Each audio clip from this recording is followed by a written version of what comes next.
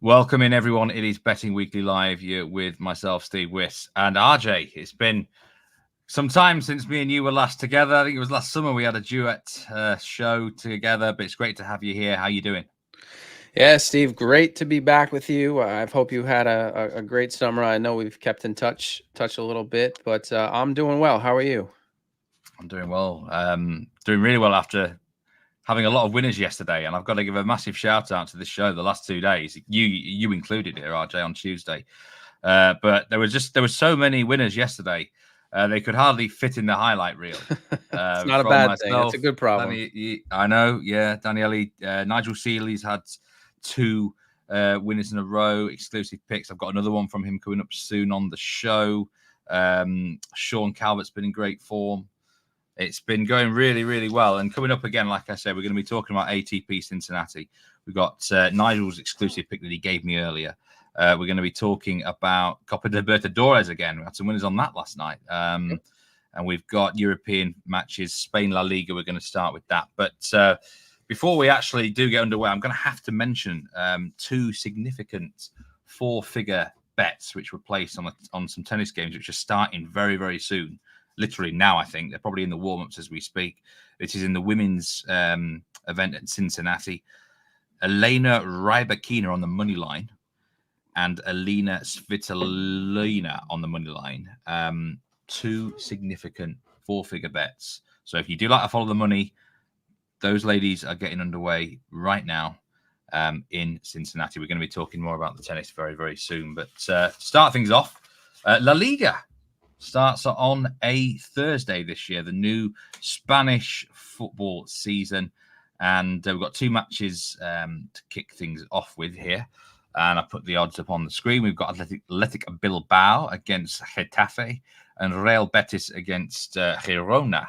I've certainly got some interesting thoughts. I've actually got a bet in the Bilbao game I really like.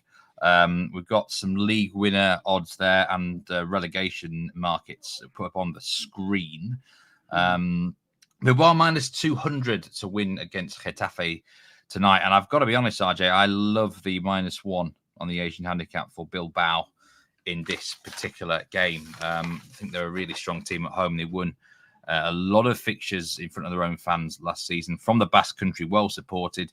95% of the tickets are on Bilbao.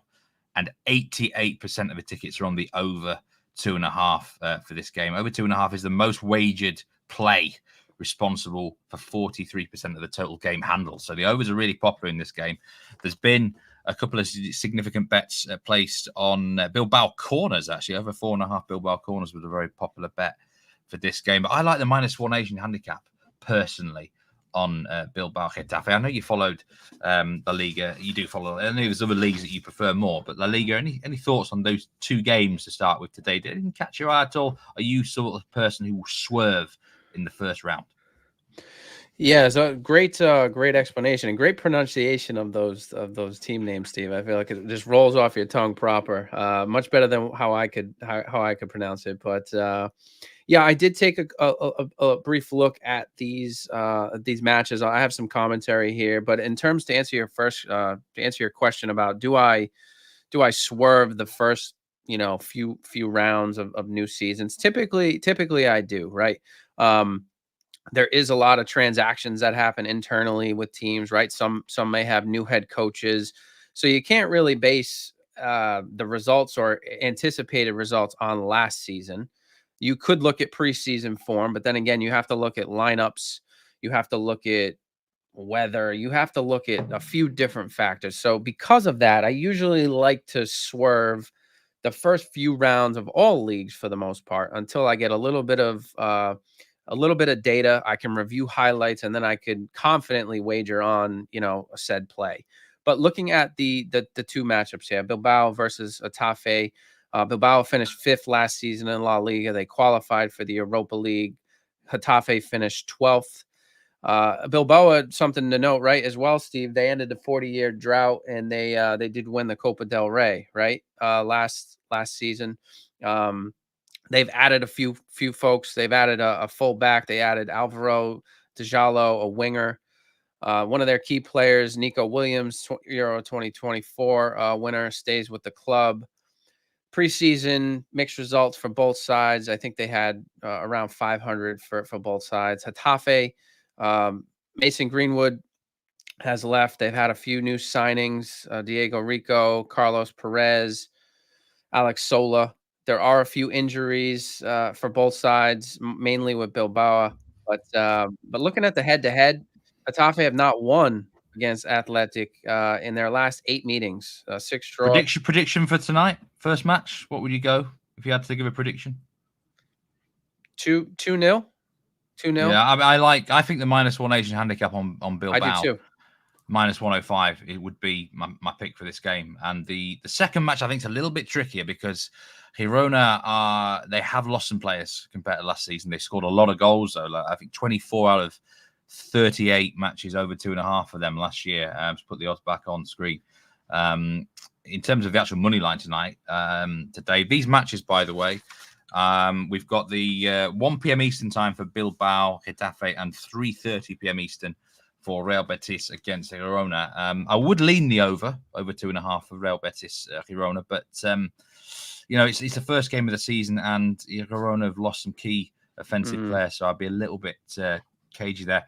In terms of league winner, I mean, do you see beyond Real Madrid this season? -250 to win the league. Barcelona +350. It's unusual. Anyone else really would get involved. I mean, they're so good. That squad is unbelievably good. Do you give Barcelona a chance this season at all? Not really, Steve. To be fair, I think Real Madrid, Mbappe. You just look at that side. Vinicius. I mean, I don't know. It's tough to look past them as the winner. -250. You would anticipate. There's really not many teams that stand out like that from any domestic league, right? Whether it's England, Italy, Germany, could be as dominant as this Real Madrid side. So I can't look past them, even at -250. I think it's worth a strong wager. There has been a notable 4-figure bet placed at Bet Rivers for Barcelona. The top 4 finish, though, at -500. Looks a pretty safe wager to me. I would say. I've got to be honest with you. And there has been some money on. Someone has had a nibble on Atletico Madrid to be champion at +900. In terms of relegation, there's a bet I really like for the season, and that is Las Palmas to go down to be relegated at +120. Now, a lot of people don't like long-term future bets at these sort of odds because it ties your money up. But I think this is a banker. I think they finished last season so badly. Their last win, believe it or not, was before the Super Bowl, right? I mean, I don't know if you can remember the day before the Super Bowl, actually. It was 10th of February. Don't know if you remember what you're doing that night, but a long time ago, they've lost their top player, the goalkeeper. I really like Las Palmas to be relegated this season. We've got an interesting comment there about Getafe over cards. They had 25 more cards than any other team last season. That's a very, very good point. Yeah. If you're looking at the cards market, they are renowned as being quite a dirty team in La Liga. So that could be a feisty game to open things up in Bilbao. And Las Palmas, I'm sure you were against them quite a bit last season, RJ, because they haven't made any decent transfers. Anyone that you'd like to really struggle this season at all, in addition to them? Well, I mean, you look at sides like Celta Vigo and Osasuna. I haven't looked at the exact transfer market for every single team in La Liga. I wish I had the time or capability to do so. But you have to look at sides who conceded 50+ goals last season and see what have they done to address the defensive concerns. Have they changed coaches? Most teams that don't get relegated, don't usually change coaches, but have to look at firepower. And Las Palmas, 33 goals for last season, pretty weak from a scoring perspective. 47 goals allowed, Steve. So I can see why they are top choice to be relegated.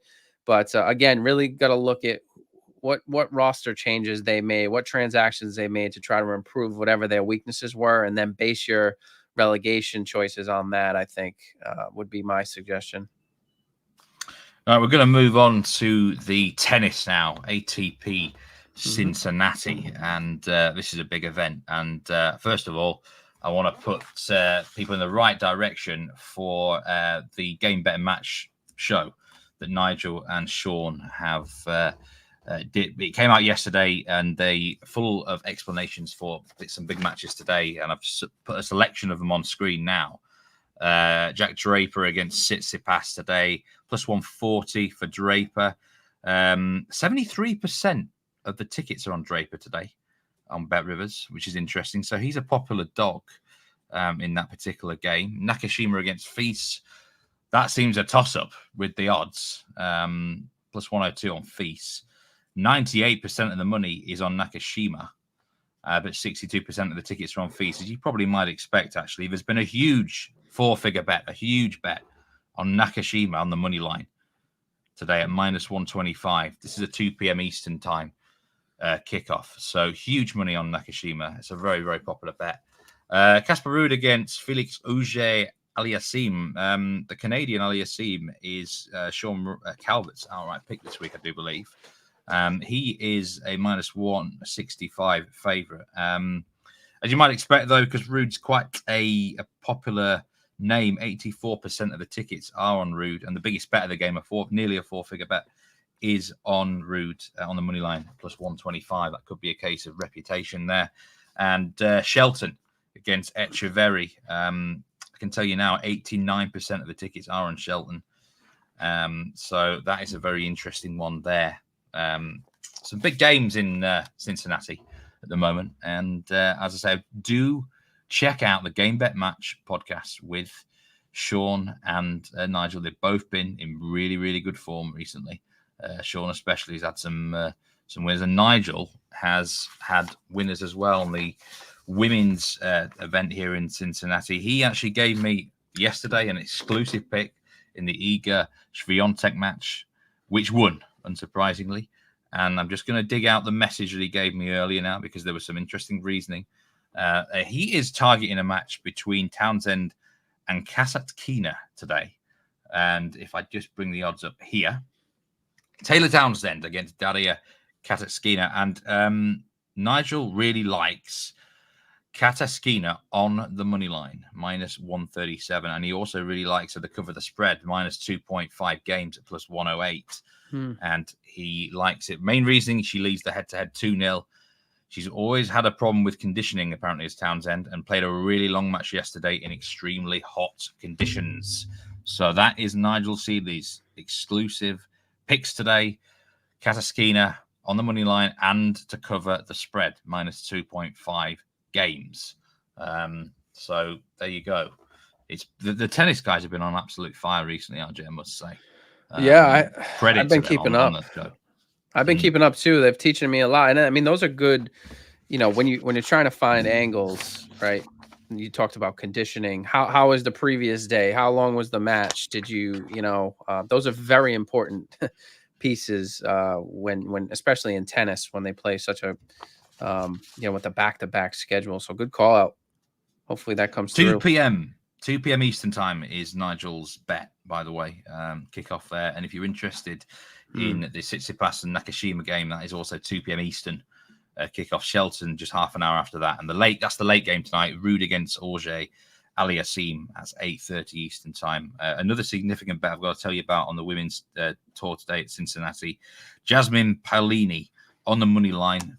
A four-figure bet was placed on her today at minus 235. Not exactly the biggest odds in the world, but money's money, isn't it? Money's money. You want exactly that. So, keep up the great work on the Game Bet Match pod, Sean and Nigel there. We're going to move on to, actually going to talk about a match tomorrow, RJ, in the Premier League. Manchester United against Fulham, first match. Now, I'm sure we're going to talk about this a bit more on tomorrow's live show. Me and Nigel are on. Also, do watch out. The Premier League weekly preview show is going to be out hopefully this evening. And Nigel and Jack Wright are on there with Dan Roebuck, and they will give their thoughts on this match as well. But because, tomorrow's the start of the Premier League, it's a special event. I've been tasked with looking at this match in detail. I've come up with a same game parlay for the match. and I've gone with a 3-leg selection here. I've gone with over 2.5 goals.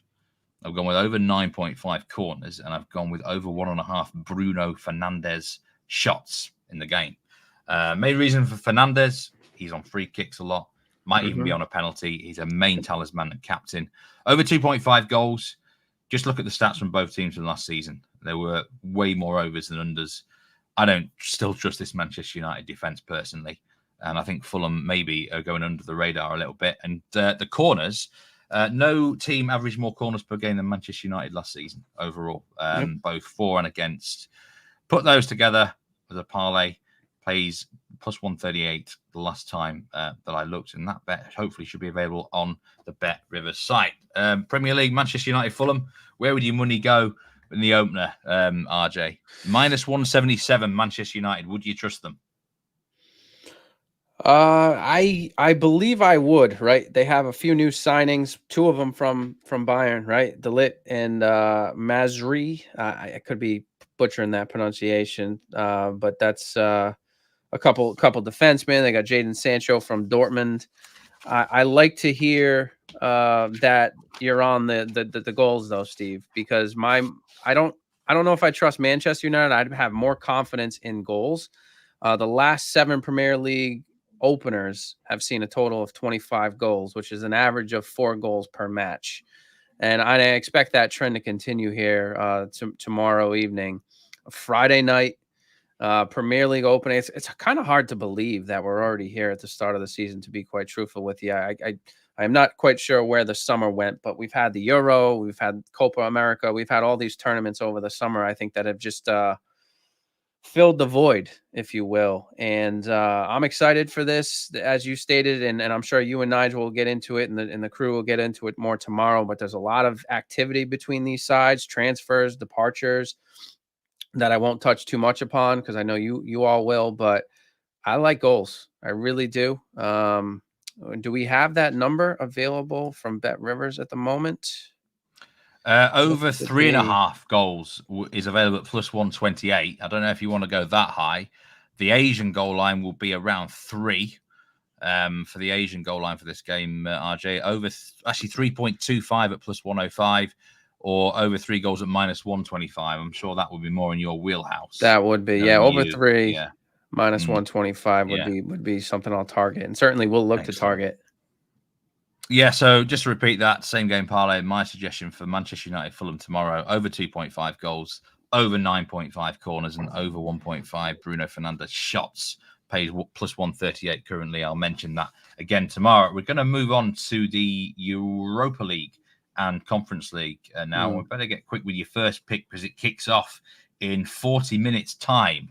I've just put a selection of games up there. We didn't know earlier which exact games we were going to be talking about, so apologies for the lack of some of them. But you have got a pick in the Conference League between Lechia Warsaw and Brondby. And that match kicks off in 40 minutes' time. So Lechia Brondby, what's your pick for the game and what's your reasoning for it? Yeah, so looking at that matchup, Lechia head home to Poland with a 3-2 advantage from the first leg. I believe it's Poland. It's a Poland International War Day. It's like a anniversary for the Battle of Warsaw, and it's a big day in Poland today. They head back home. I expect everyone to be fired up for this match. I expect them to extend their lead against the Brondby side, who I expect to put up a very strong fight in this match.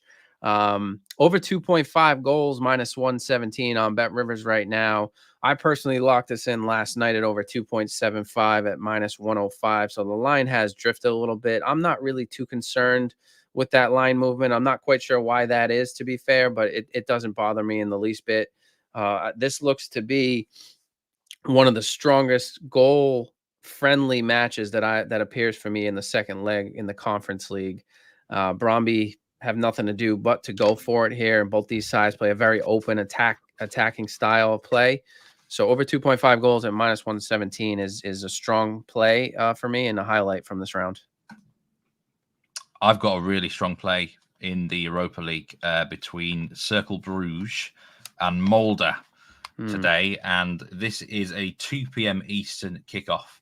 And I love the goals in this game as well. Over 3 goals. This is my bet of the day. Anywhere, actually. Cercle Bruges against Molde, over 3 goals. Match last week finished 3-0 to Molde, so Bruges have got to go for this. They must go for it. They have to win 3-0 to have any chance of progressing. That'll take it to extra time. So when at least one side, so if they don't, so if I lose, they're going to lose as well. So at least that makes me feel a little bit better, actually. They know that they are going to have to go down swinging, but I think there's lots of goals in this game. Molde have got a huge threat. Cercle Bruges should have scored at least 1 goal last week. I'm just going to get the latest updated price for you for this game. Molde against Cercle Bruges. I get mixed up with my Bruges here. Or Brugge, as Dan Roebuck would say. Minus 105. Minus 105 for over 3 Asian goals. Cercle Bruges against Molde. That would be my best pick. Now we're going to move back to the Conference League now for a match in Greece. And this is an interesting matchup, actually, between AEK Athens and a club called Noah. Now, this is obviously a bet very much within your arc. I would say that's accurate. Yeah. RJ. But, I mean, Noah are a massive price here. They're 14-1 to win the game. They took a shot lead. 2-1 in the first leg. No one saw this one coming. I do believe they're from Armenia. They are. And they actually have a 3-1 advantage. Is it 3? Did they score another late goal? They did. They did. So AEK Athens minus 835 on the money line. How do you find some value in this game for us, Archie? I mean, it's hard not to. This is ripe for the taking. Thankful for that 97th minute goal from Noah of Armenia, as you stated properly, Steve. Athens head back home, minus 835. They were minus 835 on the money line. They have nothing but an advantage heading back home. I expect them to easily overcome their deficit. I don't expect Noah to put up much of a fight. I think that was just a misnomer. It was just one of those oddities that, like if you had a hot dog play, Steve, like you did last year, this would have been like the hot dog of the century. Because, I mean, even though they were, I think last round they were priced at plus 475 in the first leg. Quite the price there as well. But Athens have nothing but stars. They did not play over the weekend. You know, this has the look of goals all over it. Over 3.5 at minus 105. Noah has been good, right? Domestically and internationally. I believe they have 15 goals over the last 4 matches, but you look at the quality. I think this first leg was a fluke. So I'm targeting over 3.5 at minus 105 is my second play. Well, I'm sure there'll be a flood of bets on the Noah match now after your analysis there, RJ. Over 3.5 goals, AEK Athens against Noah. That it is a 1:30 kickoff time, Eastern, in the Conference League. Going to talk about Copa Libertadores to finish the show, but before that, I forgot to mention this yesterday. We got some very interesting notable MLB bets today. Some huge wagers been placed. Yesterday, I forgot to mention a couple of massive ones. Mm-hmm. So I've got to make sure I reel them off today. The Dodgers on the money line against the Brewers at minus 137, a significant 4-figure bet on there. Under 8.5 runs also in that game. Dodgers-Brewers at minus 108. That is another big bet from someone today.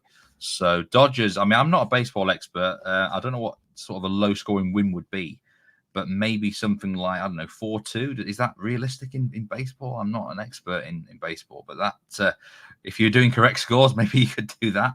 And we've got some other significant bets to consider. The Twins' first 5 innings money line against the Rangers, and over 7 runs in Giants-Braves at minus 115. And Giants money line, very, very popular today against the Braves. What would be the average score in MLB, RJ? What would you say? Yeah, I mean, these 6 to 7 runs, I would say, to be fair. I mean, baseball is, like I said on the last show, not my forte, but 6-7 runs. I mean, if you look at all the the over-unders targeted in baseball at Nice. 7.5, 8.5 mainly, right? Very rarely do you see anything higher than that unless you got pitchers that are in complete shambles, or you're in rocky Colorado, where the air, the elevation, which causes more east of the ball traveling further out of the park. So that is something that I've seen over the years. But in baseball right now, and again, I don't claim to be an MLB expert, but you do fairly well if you consistently stake on the Dodgers, right? They're one of the most consistent teams in Major League Baseball right now. And, I'm a Red Sox fan, so I can't really speak too much right now. I just hope they make the postseason, which is looking a little bit slim right now, but the Dodgers are the team, right? They're the team right now to beat. I play a bit of cricket over here in the UK. I've always wanted to give baseball a go. Would you fancy me to hit a few home runs, RJ? Do you think I've got the power for that? I don't know. I do. I don't know. How's your you've been resting, Steve? You've been stretching? I would stretch. Stretching's key. You get the proper stretching in, I think you'll hit a couple. And if there's a wager, I'll take over 1.5. I'm going to give that a go. I'm going to give that a go one day. But anyway, before we finish the show, we did mention a couple of Libertadores yesterday. We have some winners on it as well. Got two more fixtures to complete the round. National de Montevideo against Sao Paulo and Flamengo against Bolivar. The bet that I'm looking at actually today is Flamengo on a -2 Asian handicap against Bolivar. Same reason as yesterday. Bolivar from Bolivia. I love to bet against the Bolivian teams when they're away. When they're at home, it's completely different in their altitude. These two sides met in the group stage. Flamengo won all their home games, lost all their away matches, and they won this fixture 4-0. There should be a big golfing class between the two sides. I think Flamengo, it's a big handicap. -2 on the Asian. I mean, they're -625 just on the money line. But I would look at Flamengo -2. I think that could be a bit of a big win coming up. The other game, I think Nacional against Sao Paulo could be a tie or a draw, perhaps, is well worth looking at there. There was actually a notable bet in the Sao Paulo game, under 4.5 shots on target from Sao Paulo. So obviously that particular bettor doesn't think they're going to be very accurate in this game. RJ, I saw you had a winner yourself on the strongest match yesterday, like we all did on here. Couple of Libertadores. Does that float your boat? What do you think about Flamengo? Yeah, I'll tell you, any team that shows some advantage floats my boat, Steve. And last night was Penarol, right? I targeted team total over 2. It was -120. Found that hard to believe. They covered that in the first half, and I think I'd expect similar results in this match. We usually align, right? I think historically we typically agree, and I agree with you here. I think in the group stage these teams faced each other as well, if I'm not mistaken, and Flamengo won 4-0, right? As you state, if they go back to Bolivia because of the high altitudes, it makes a very big difference. So you would expect in the first leg a side like this Flamengo side to exploit and net as many as they can. So I think over -2 Asian handicap is a very good looking play tonight. So I agree with you. I'll be on this as well. Yeah, I think even you might struggle in La Paz, RJ. I know you're a very fit man, regular gym goer, but even you might need to be on the oxygen up there. It's so high. I would, but yeah, you gotta stay fit for any, and that's a good point, right? But you gotta stay fit for any condition. But when you start going to these like La Paz or crazy altitudes, you know, even the fittest teams and athletes struggle, as we've seen based on results. So you got to be the fittest, and you got to be the strongest. Literally exactly. The strongest. Yes, thanks for all your comments that you've been popping in, especially these baseball comments about the average scores. I will familiarize myself more with this sport. I don't even know who I should support. My wife's from Baltimore, so maybe the Orioles, or apparently they've been terrible for years, someone once said. But anyway, we've run out of time, but appreciate everyone. Do hit that like button if you're not already. It really helps the channel. And if you've not subscribed already, what are you waiting for? Hit that button. Hit that bell icon as well while you're at it. But appreciate you, RJ. It's been great to be on. And tomorrow, myself will be joined by Nigel Seeley himself. We're going to be looking at so many things, including the start of the Premier League season. But for this particular edition of Betting Weekly Live, it is goodbye. Thanks very much, RJ. Stay safe, everyone, and we'll see you next time.